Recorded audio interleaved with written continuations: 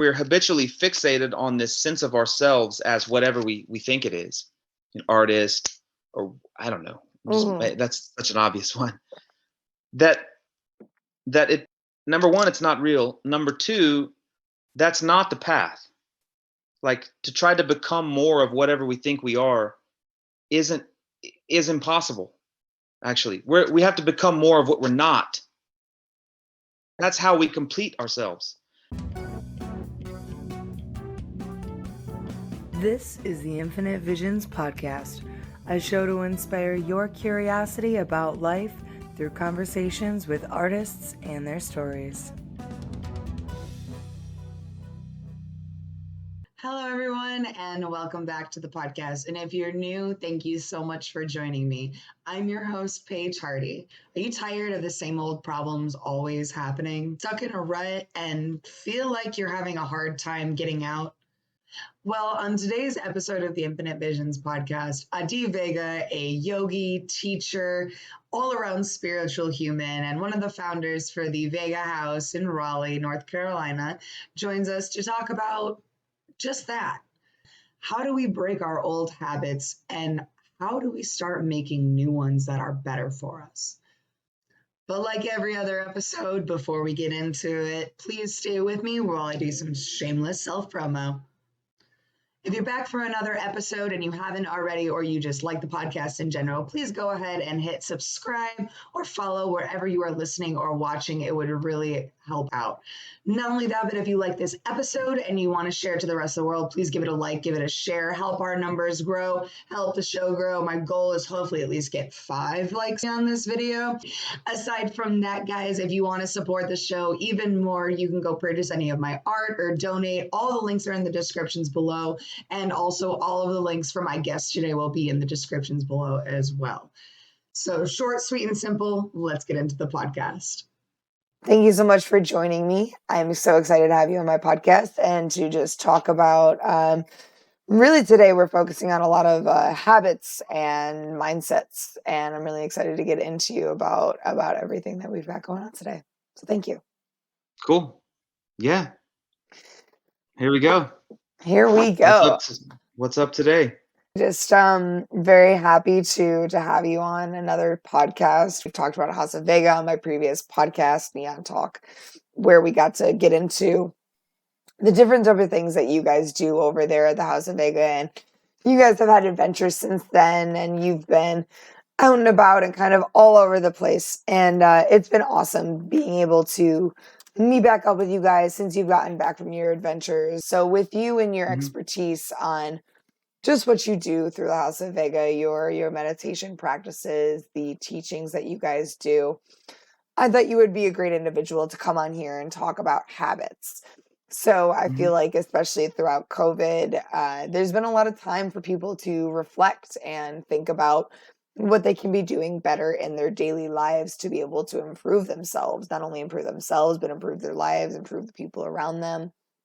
And I think that habits are a big play that come into that, right? You've got habits that you're trying to break. You've got new habits that you're trying to form.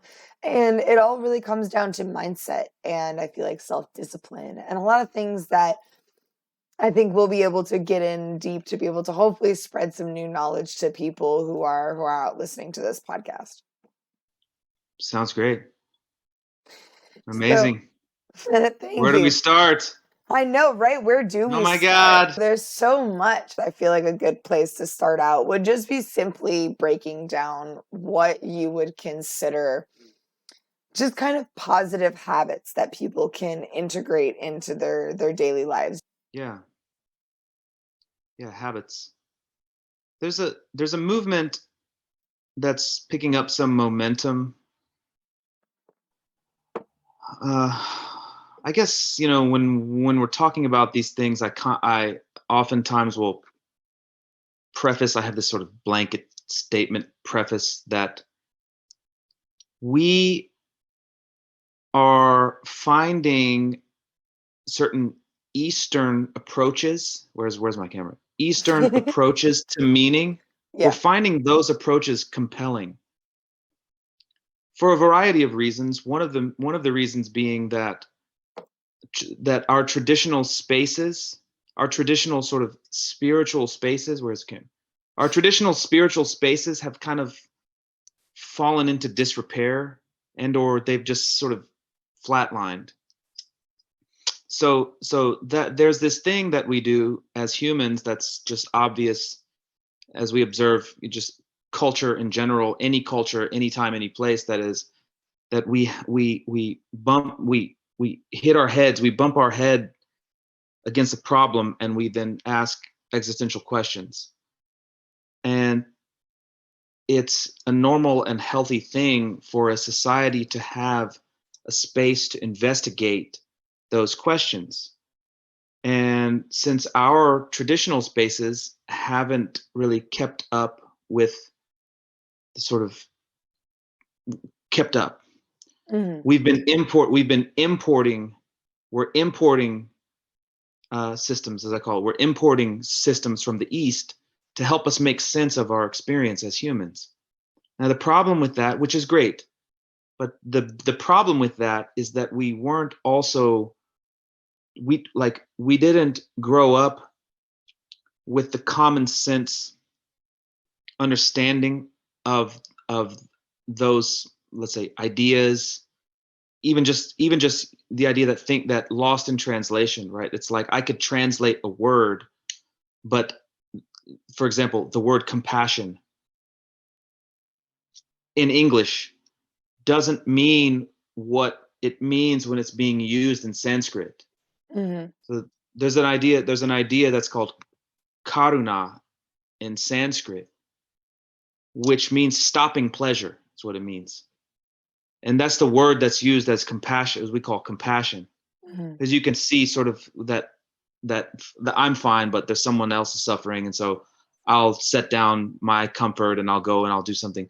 But literally the idea is stopping pleasure, which we'd be like, no, I don't want to stop my pleasure. Like, right? Isn't it like everything that we're doing sort of in our spiritual pursuit is to like increase our comfort, like increase our bank account, increase the relationship flow, like increase our joy, like do all these things to like constantly secure ourselves and like more peaceful, more poppin', more abundant, more all these things.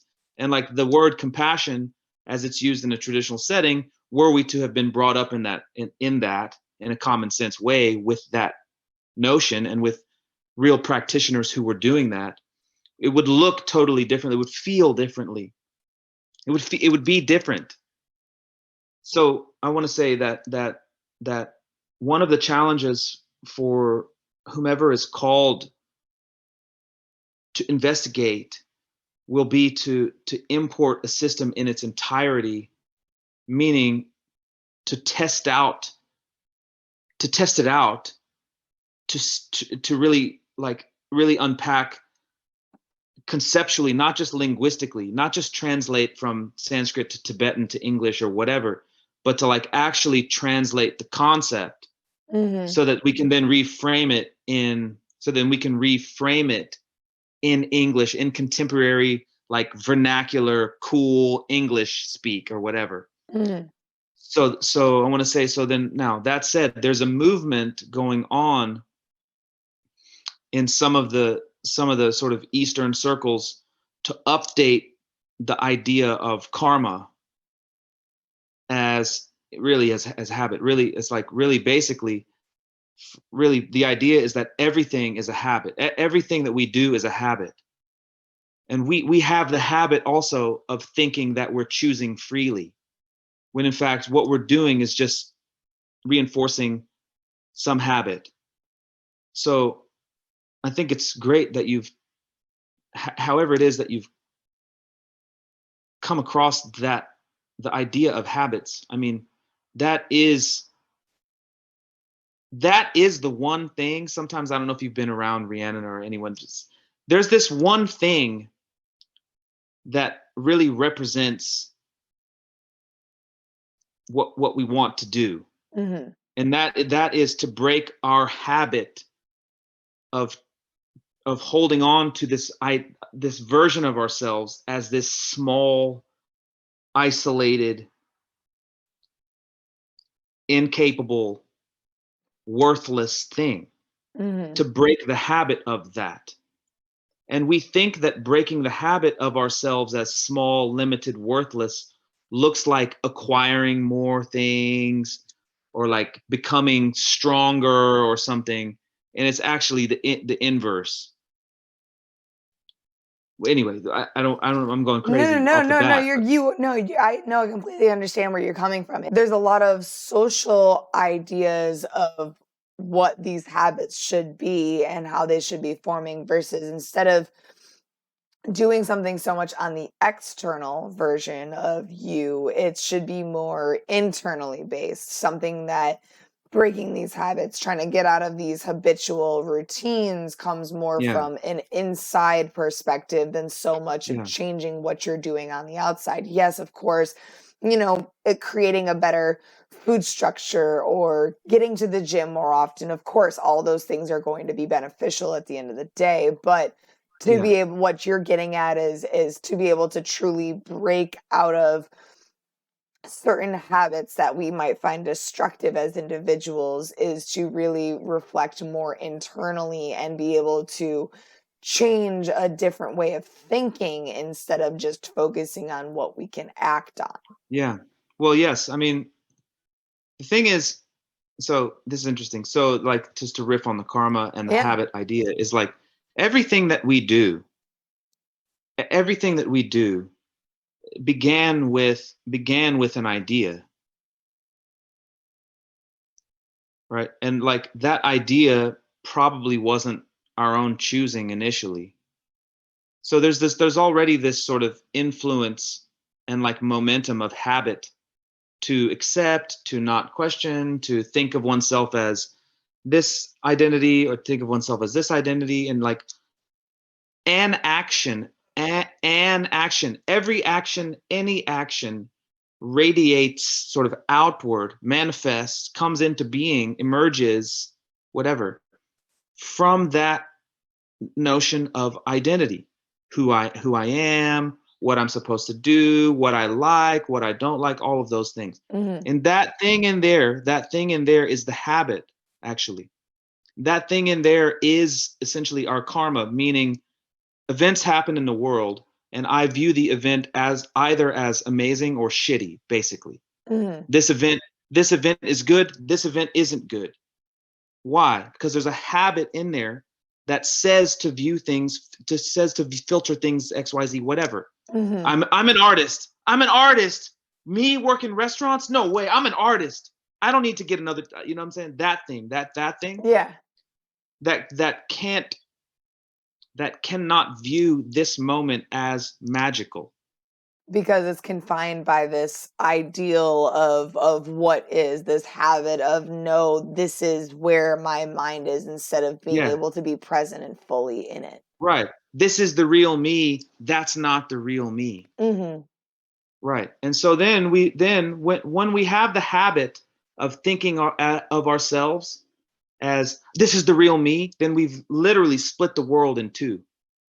And meaning we literally have now, as much as we think we're the good person and whatever, we've literally projected conflict into the world by saying, this is me, this is not me.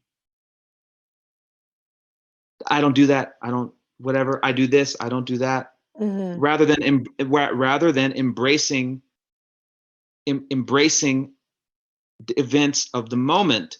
Now, so we think that, here's another habit. We think that embracing the events of the moment means doing nothing, means being morally relative, not being discerning, or not being judgmental. This is good. This is whatever. It's like, we don't understand. Again, we don't understand because we don't do the practice of being open in the moment. We don't realize how magical our lives become and how much more creatively potent we become when we learn to face a certain situation. We can only face a certain situation if we acknowledge that, hey, this thing's happening and I need to do something else. In other words, there's this idea that we don't like in Western sort of spirituality called responsibility, called discipline, called those things. and we don't really understand, again, because we just don't test it, and we haven't seen teachers embody these concepts. Like, this may be, let me say, in my life, so I'm turning 41 this year.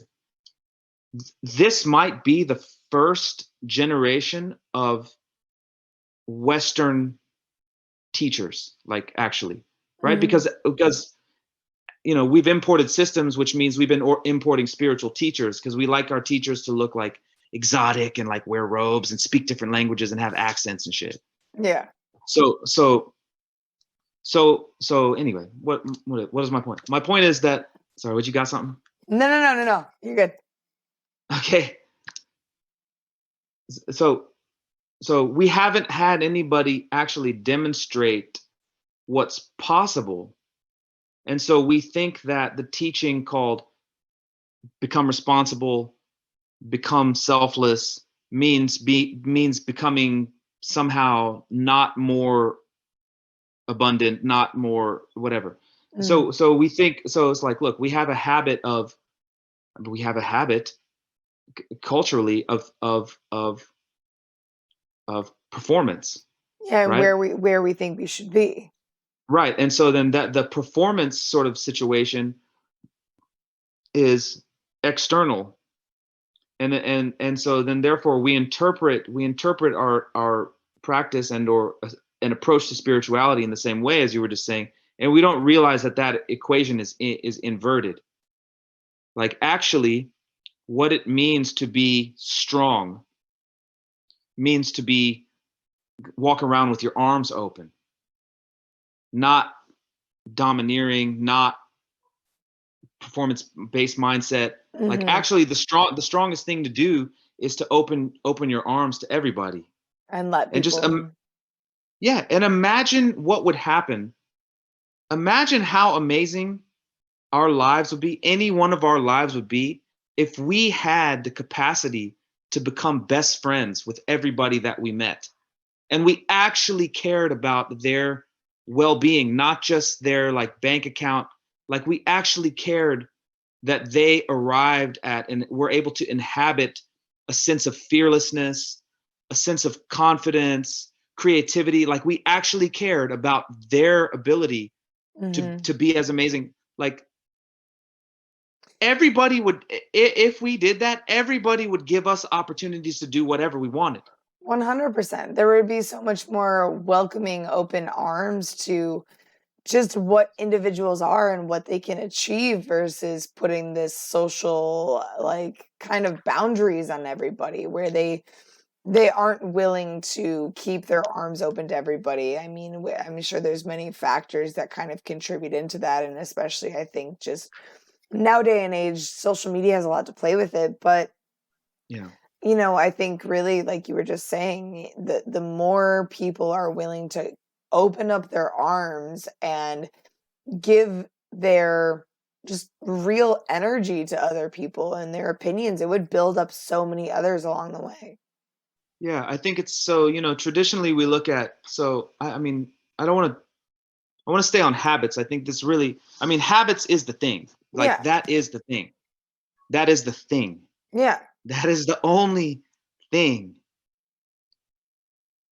Everything we do, really look at this. Everything we do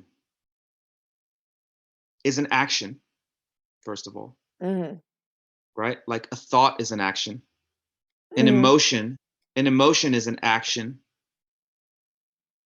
Right? It's like a thing that like happens like through us.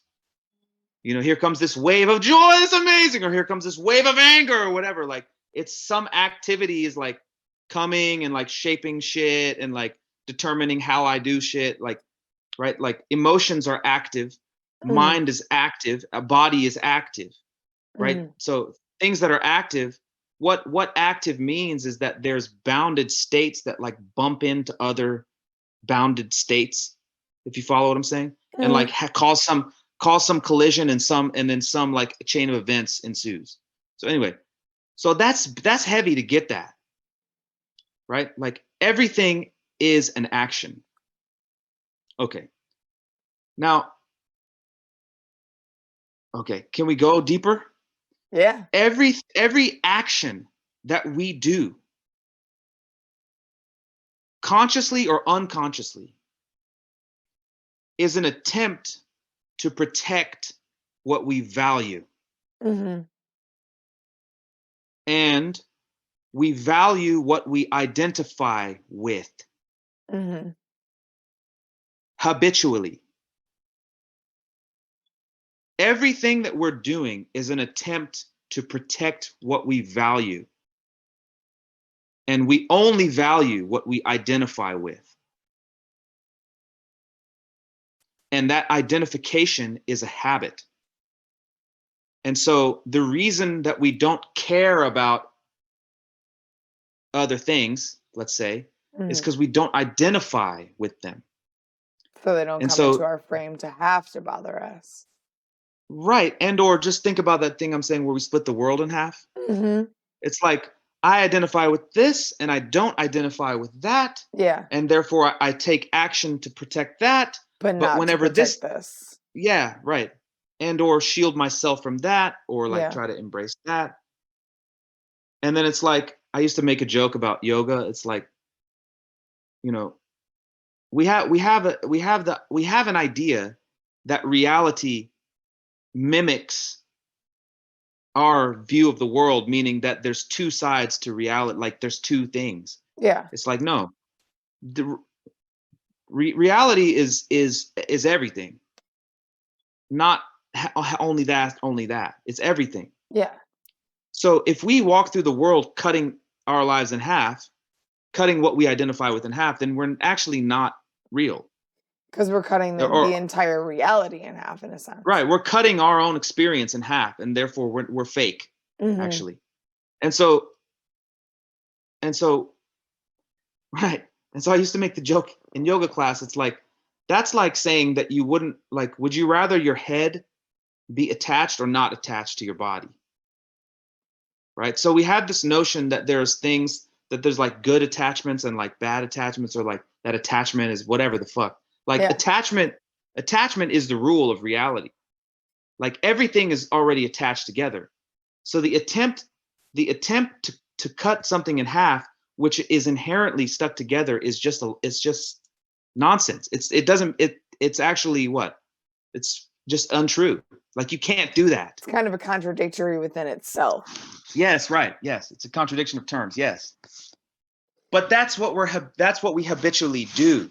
Yeah, we defy or I guess just negate a good portion of parts of life that we just don't identify with, and only focus on what we feel we identify with, which essentially is what you're saying is kind of cutting off an important part of life to where we could expand ourselves as individuals if we weren't just so blinded by that habitual, this is who I am, this is what I identify with. Well, what if you explored this? What if you explored that, and not cutting off those certain parts of reality to just allow yourself to explore, I guess would be a good way to say it. Totally. So we're habitually fixated on this sense of ourselves as whatever we think it is, an artist, or I don't know. That's such an obvious one. That it actually, like, number one, it's not real. Number two, that's not the path. Like, to try to become more of whatever we think we are is impossible. Actually, we have to become more of what we're not. That's how we complete ourselves. And so we don't have the habit of going to places that we haven't gone before. And when we go to places that we haven't gone before, because necessarily we don't identify with that space, we can't, because we've never been there before, it feels like resistance. And since we, by any means necessary, want to protect ourselves from resistance, we stop growing, or that isn't the path. What I'm saying is, if we're talking about just spiritual context and habits, we have the habit of being comfortable. Right. Mm-hmm. And the trick is to invert ourselves, to develop the habit or the willingness to become uncomfortable. Yeah, to explore that unknown, to be willing to step out of that comfort zone. Yeah. Well, I think, look, habits is the most important thing to really spend time with. But I think there's a question underneath it, which makes the conversation of habits really like it's like fire under the ass. It's like, what do you want? What do you actually want? Time is fucking going. You have this amazing human body, and you live on a planet that as much as it's kind of sucks sometimes, it's actually fucking full of magic everywhere. Yeah. You live on a rock that floats in space that's flying 17,000 miles an hour. Like light travels some infinite speed from some fucking supernova like into your eyes, and you can see amazing shit. You know what I'm saying? Yeah. Like you can feel amazing feelings. You can feel love to such a degree for another being that you're willing to like devote your life to that person. You can feel amazing orgasmic sensations. Like, come on, man. This shit is fucking fire. So and time is just ticking away. Like, what do you want to do? What do you want to fucking do? Now, that question can be answered a handful of ways. I want to open a business. I want to do some specific thing. Most of us have the habit of thinking about our life aim as some external fucking bullshit. Mm-hmm. Can I keep it real on this podcast? Yeah, please. Okay. So we have the habit of thinking that the answer to our life is like becoming a zillionaire and being the most poppinest motherfucker or doing some bullshit thing over there. Mm-hmm. Like, and we can see, again, when we work with real teachers, yeah, we can see that it isn't actually that's not what we want. When they ask us, well, why do you want that? And we're like, well, I don't know. And so we don't actually know what we want. We know that it may not be the obvious external thing. However, if we probe deeper into the why, the reason we want to have our own business or whatever is because we're expecting to feel a certain way. We're expecting to feel a certain way about ourselves and like feel a certain way about life once we achieve that thing. Mm-hmm. And like, since it's a feeling we're looking for, that means it's an invisible thing. Like, show me your feeling, Exactly. Show me that. So, right. So then it's an inner thing that we're looking for. And since it's an inner thing we're looking for, and we already have inner things, we can skip that step of being incapable of defining exactly what it is we want. And we can learn how to cultivate the feeling we're expecting to feel when we achieve X, Y, Z or whatever. But put in a more distilled terms, like what we actually want is to know a human being is, where we come from, where we're going. We want to know what life is about. We want to, because not knowing is fear. It produces fear. Yeah. Right. So we want to feel safe, actually. Wherever we go. Yeah, we want to feel safe. Wherever we go, we want to feel safe, actually. We want to feel safe. We want to feel enthusiastic. We want to feel creative. We want to feel competent, right? And like the only way to feel safe or competent or enthusiastic is to identify with whatever we're doing and whomever is there. Like the only way to realize safety is through identity. Actually, that's why we do the tribal sort of, I'm this identity. I'm a punk. I'm a whatever. I'm a musician. It's like, because we feel like comfort zone. right. Like once I find my tribe, now I can feel safe. But what if Mm-hmm. everything, what if, here's the spiritual gauntlet is, what if you're living inside of your tribe right now? This is everything is your tribe. Like, what if you had that moment where you realize your identification with the floor and the trees, the air, the galaxy, your neighbor, whatever, like, how could it be possible to feel afraid of things? Right. And so that is the sort of impetus for real spiritual investigation, is just to see the common sense sort of relationship between what we want with our lives is to make the most of ourselves, I think, Mm-hmm. and feel safe. Yeah. Mm-hmm. And like the only way that's going to be possible is if we make friends with other people. Right. Community, build that community. Right. Yeah. But I mean, like everybody, not just like some small community, like Yeah. in order to maximize safety and maximize like our whatever gift, whatever vision, then we have to make friends, not just with some people, not just with those people. We have to become friends with everybody, basically. Yeah.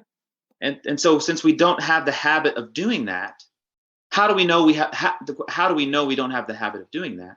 It's like, well, when you get angry at this, or you think that this sucks, or I don't want to, this is bullshit. Yeah. Or, this person's an idiot. I'm surrounded by idiots, whatever. Yeah. Right. Then the question is, well, then what are the practices? What are the techniques whereby I can actually become someone's friend? Not just someone, but anybody's friend. What habits can I integrate into my daily life to be able to make Yes. everyone my tribe, make this situation where I feel comfortable, where I feel safe, aside from having like a collective few people, but in the sense of the general environment that you surround yourself in. Well, also it's like meaning wherever I am, I'm comfortable there. I don't have to force someone into my way of thinking. I don't have to like engineer circumstances so that now it's this way. Wherever I go, I'm comfortable. I feel safe there. Mm-hmm. And I feel ready to listen to someone. I feel ready to play. Are we going to play soccer today? Are we going to wait tables today? Are we going to do yoga today? Are we going to paint a building today? Are we going to make juices today? Are we going to go to Arizona today? Like, isn't that what we want? Like, to be totally comfortable wherever the fuck we are, and energized and enthusiastic and like ready to play and engage. Yeah, I'd agree. I think so. And if that's the case, then the question is like, well, how the fuck do we become that way? Mm-hmm. Yeah. How do we integrate where we want to see ourselves versus where we are now? Yeah. Like, it's a real question. Like, how comfortable, it's like, well, look, when you're talking with a good friend or something, and most of the problems that happen in your friend's life, like whatever those things are, they produce this state of, I don't feel comfortable right now. Like there's something, right? Mm. So the question is like, well, how comfortable are you? I mean, now that doesn't mean accept everything, like drink bleach. It doesn't mean that. But what it means, right? What it means is that were we to begin engaging with very specific exercises, meditations that helped us feel more comfortable, then naturally anything that doesn't also sort of match that openness or acceptance, friendliness, it just can't remain in the sort of sphere. Especially when you're trying to break those habits and you're trying to integrate more of this positivity into your life. It's like, can I add one other thing too? It's like, yeah, please. Look, so habits and causation are very closely related, right? Like I drink water, I don't drink bleach. Yeah. Okay. There's a certain evolutionary habit that has realized through trial and error, water over bleach. Mm-hmm. Right. So there's an inherent quality control system in the evolutionary process that understands constructive creative expression. Yeah. Right. Called drink water, don't drink bleach, Mm-hmm. because that evolutionary trend is toward the positive. Okay. So that means that the evolutionary trend is discerning.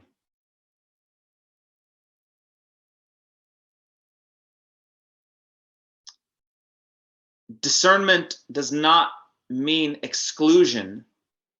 It means making the correct decision what to integrate deliberately That'll and benefit you. what falls where. I use bleach, I'm using bleach as a silly example, but Yeah. let's say this comes down when it's like, would you rather develop neurotic, addictive behavior patterns, or would you rather make the most of yourself? Now, why do we all know the answer to that question? Because there's an inherent quality control system in our own evolutionary trajectory called what we are is life, and what life wants is to express itself as beautifully and as fully as possible. That's what we are.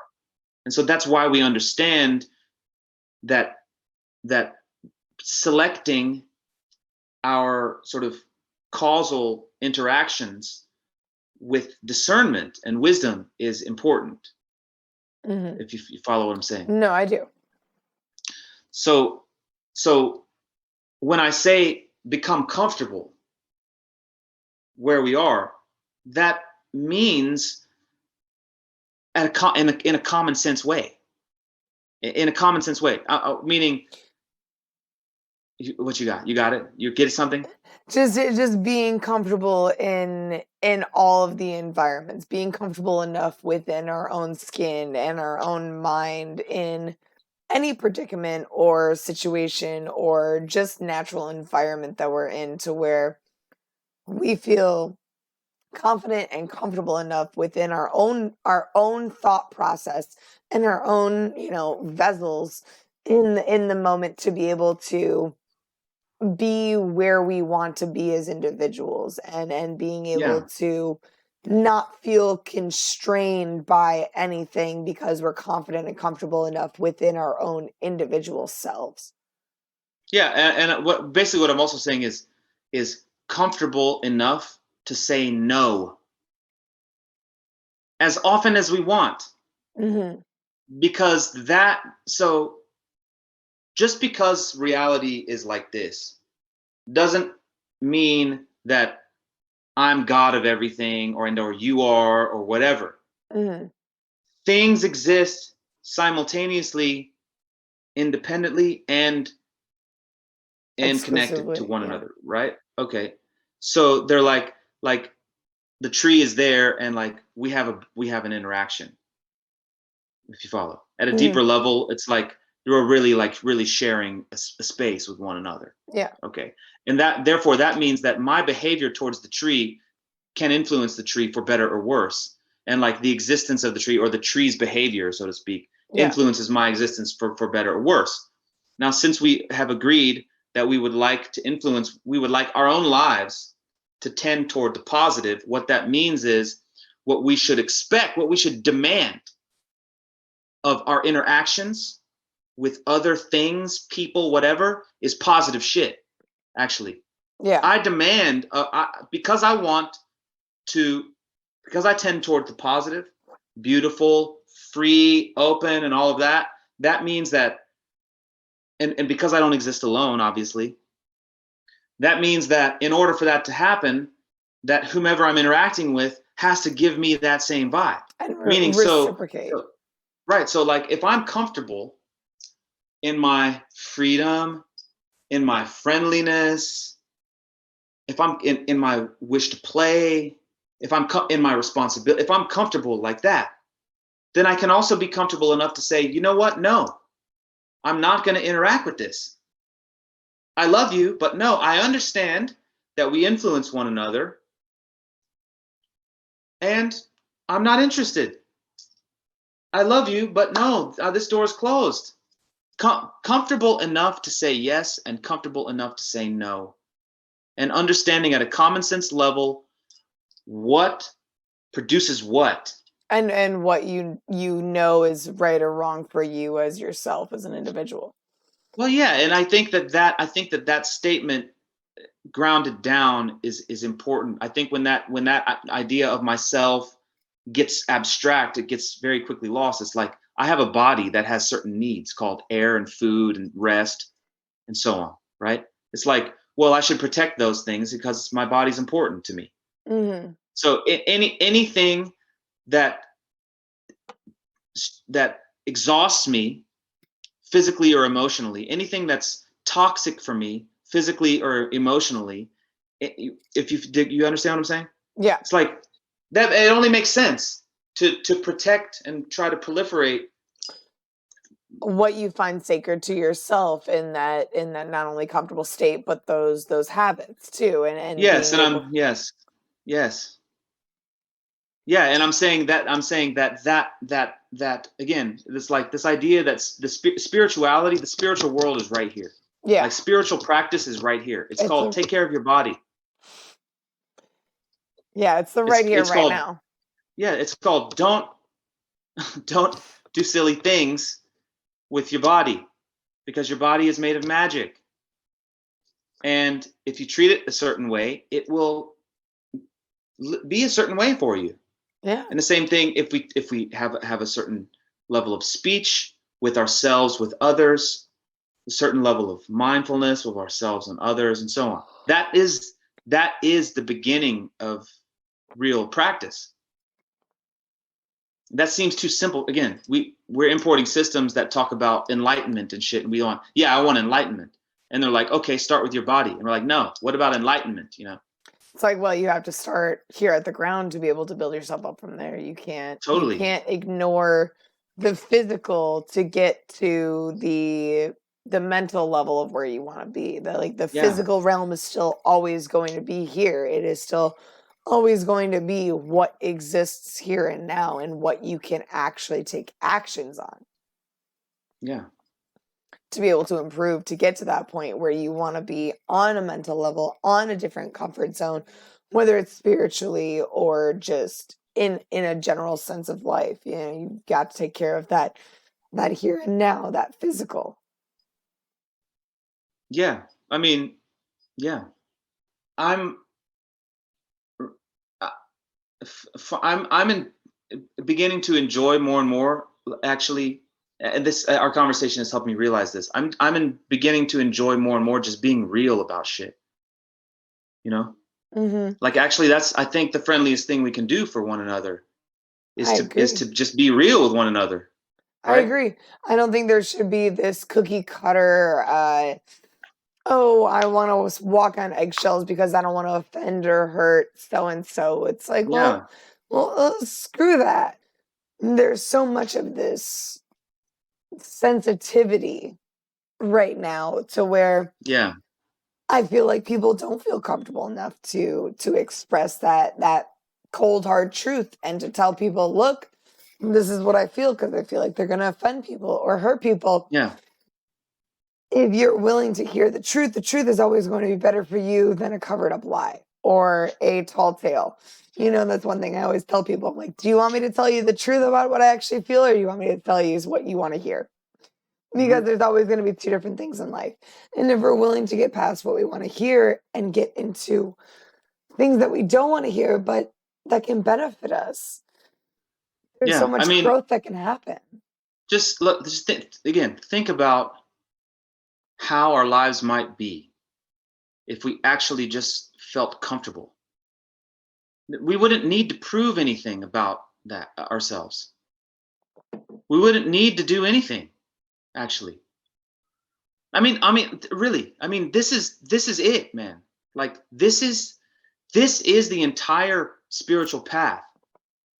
Are you comfortable wherever you go? Like when you walk into a room, are you like interested? Are you feeling the vibe with your heart and like looking, oh, this is interesting. Like, haven't you noticed that the people that like you feel that way about them, right? The Yeah. people that like you feel that way about them. Yeah. You're initiating. When I like somebody and I am projecting a thing, I'm like, yeah, you're cool, and whomever likes me is because I'm open to them like that. They're reciprocating what you're giving them because you're willing to be open to give that. Yeah, I'm like, yeah, you're amazing. Like, imagine how our lives would be if we actually looked at everybody that came in front of our fucking face. Like, hey, you're amazing, you're cool. Like, I'm up. What's up? Talk to me. Like, why would we ever have to try to like fight for our anything? What would we have to prove? I'm saying, like, Exactly. imagine how, just think about how liberating it could be if we looked at every person like that. Wow, you're amazing. Like, tell me what's going on, yo. Like, Yeah. you understand what I'm saying? So Yeah. now the issue is that we don't have the habit of being like that.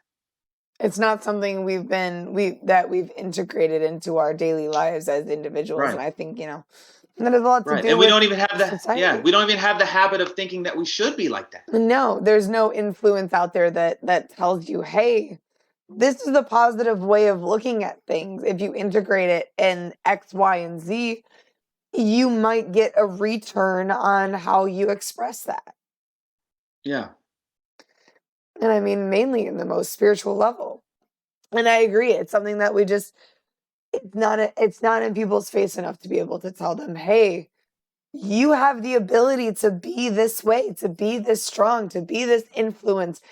And if you're willing to be that, you can get it in return because more people will feel confident and comfortable enough around your presence, around that Totally. energy that you're Is giving, that right? that they'll do the Totally. same thing in return. Totally. Like, if we actually learn to care about one another, whomever does that is gonna have everyone's gonna want that person around. And then what would you need? Exactly. What would be missing from that life? Exactly. Like, talk about making the most of ourselves. What would be missing from the person's life who's genuinely interested in everybody else? Like, what? I mean, Especially that in, is the path. yeah, especially in just being genuine to uplift the people around you, to be a great energy and influence with every situation that you're in, to be able to use that mindset of almost abundance of that energy of positivity that you have, to continue that and spread that everywhere, and hope that it'll domino effect or butterfly effect to those people, to influence someone else, and keep spreading that positivity line. And that becomes a Yeah. habit, and the more they're willing to do it every day, and to do something new, and it becomes a habit. Yeah. So I think this has been great. So I guess, to wrap it up, what do you think would be a good few ways for people to start integrating more of these positive habits Yeah. into everyday routines? Yeah. See, these are the good ideas are the simple ones, right? The ones that make sense. It's like, what do you want in your life? You want to be happy, bro, right? Like, what makes you feel happiest? Playing video games all day, or like falling in love, right? What makes you happiest? Like playing video games all day, or like going to the park with your friends and be, feeling the vibe of community? Mm-hmm. Okay. So we want relationships, really, primarily. I think this is the challenge, definitely, for the young generation. The magic of life is in relating with other people. Okay. And so it's important to see that that's what we want to do. And think about when you met a best friend or like a romantic partner. Like we don't precognize who is going to be our romantic partner or best friend. Like someone just shows up and you're like, oh shit, you're amazing, you know? Yeah. Now, which means a person just spontaneously emerges on our radar screen and then becomes our best friend. That's pretty fucking cool. Yeah. Right? So that's potentially happening all day, every day. Every single time we meet anybody, that person is potentially a new best friend, a new bandmate, a new something. Yeah. Every time. Yeah. Because it didn't happen differently when we met our best friend or wife or whomever. It didn't happen any differently. Like that's the same equation. Me leaving my house, going into the world, running into another human being. Wow, you know? Like that is the equation. Okay. Right. So it's really important to see that we want to be happy, which means we want to be able to relate to other people. Okay. It's important to ask ourselves honestly, like, are we happy or are we not happy? And it's okay if it's okay if the answer is no. That's just helps get us on a track like that. So I want to say, I'm trying to answer your question. Yeah. Number one, here's something to integrate. Here's something to integrate as a simple meditative habit is, how am I feeling today? Am I feeling comfortable? Am I feeling tight? Am I thinking about the fact that I might meet someone super duper dope when I enter the world? Mm-hmm. Am I ready? Am I ready for that? Like, am I presenting myself such that I'm ready for that also, right? So there's a habit working backwards, like, you know, An expression of individualism. express yourself, go have fun. But basically I want to say, so basically we're basically the real heavy duty stuff is to work for self-reliance. Like the first level is to work towards self-reliance. I have my own place to live. I have money to do that, and I have a job in order to earn money, and I have a way to get to the job. Like that actually, when that can be worked in a constructive way, where it's like, yeah, I work in a restaurant or whatever, and I'm earning money and like learning to save that money rather than going out and spending it all at the bar. And then now I'm working at that. Learning to stand on one's own 2 feet and start to save up some money. Like there's a fucking habit to try, right? Like learn how to manage one's time and energy and resources. There's a fucking spiritual challenge. Yeah. Like how much are you cooking for yourself? Like how much are you spending on groceries? What time are you waking up? What time are you going to sleep? Like how much are you investigating what supplements you may or may not need to take and all of that stuff? Yeah. I mean, that's look, it seems mundane, but that's only because we haven't done it and realized how magical it is. Exactly. Like when you do that, it's fucking amazing.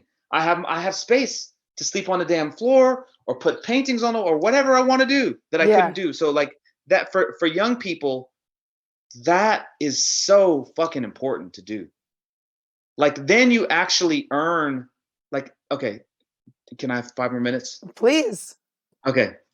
Like this is a recipe for young people that produces a lot of amazing shit.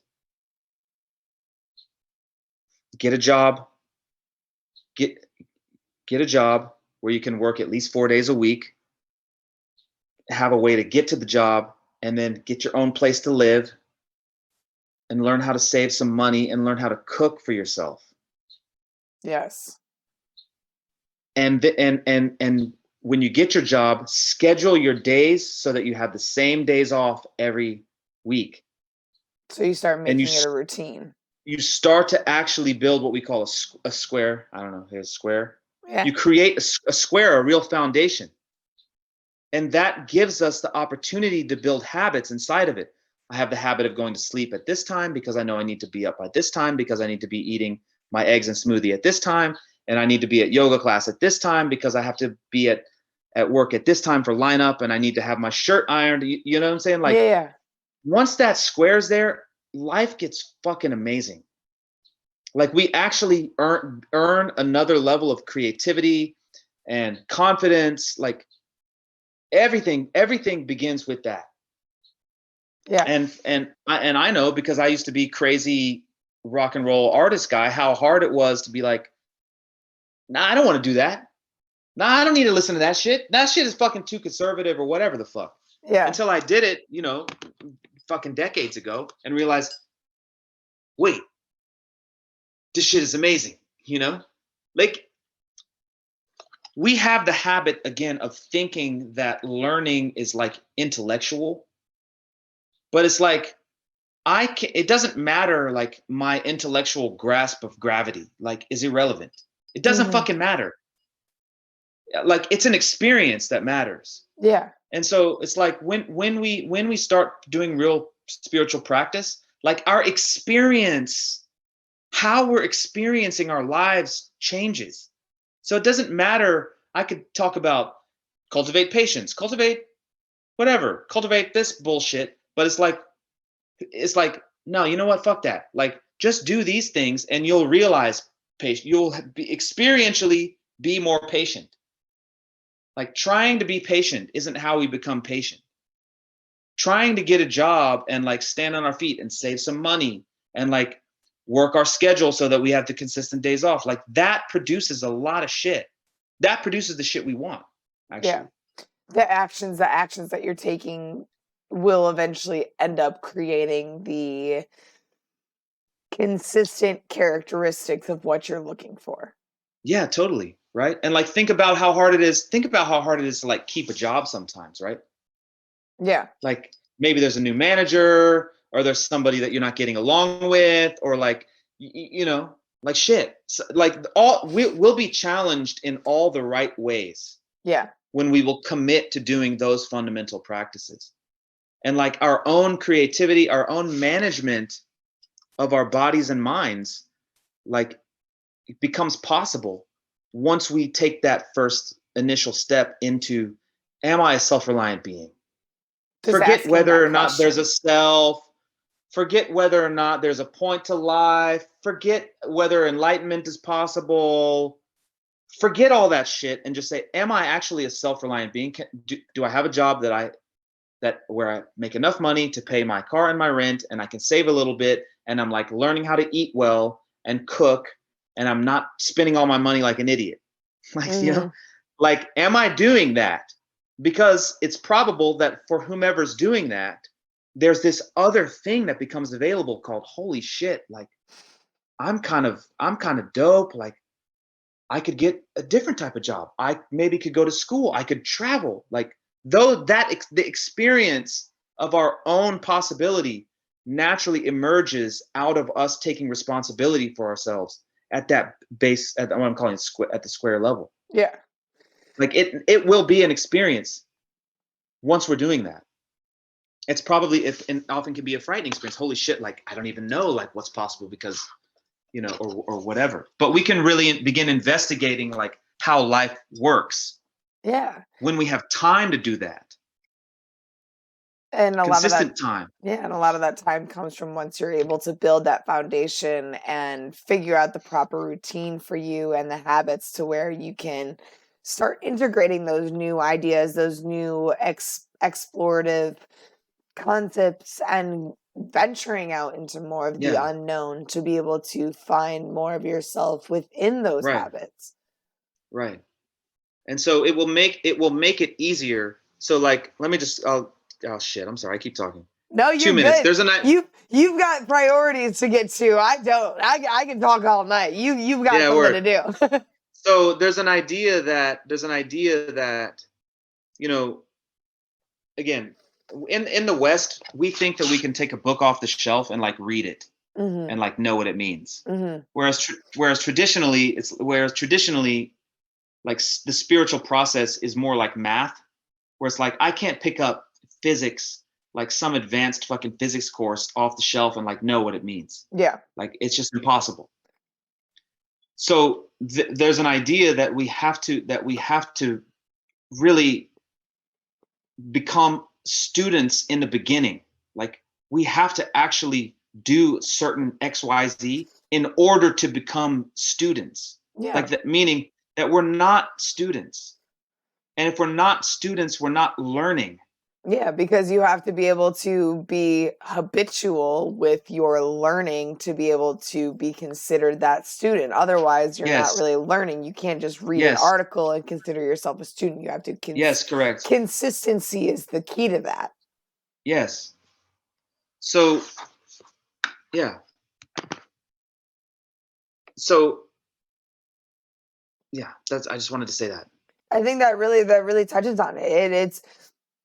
It's recognizing that it's not just a one-time thing. Like we can all do something one time, but it's habitually creating this form of becoming a student, becoming someone who can learn and integrate these new ways of their life into their life to be able to eventually maybe become a teacher, but in the full concept of just learning and being able to be open to these new ideas and being able to be open to learning multiple different things instead of just one thing, stepping out of your comfort zone, getting into new ideas of constructs or just anything that can really add to our lives.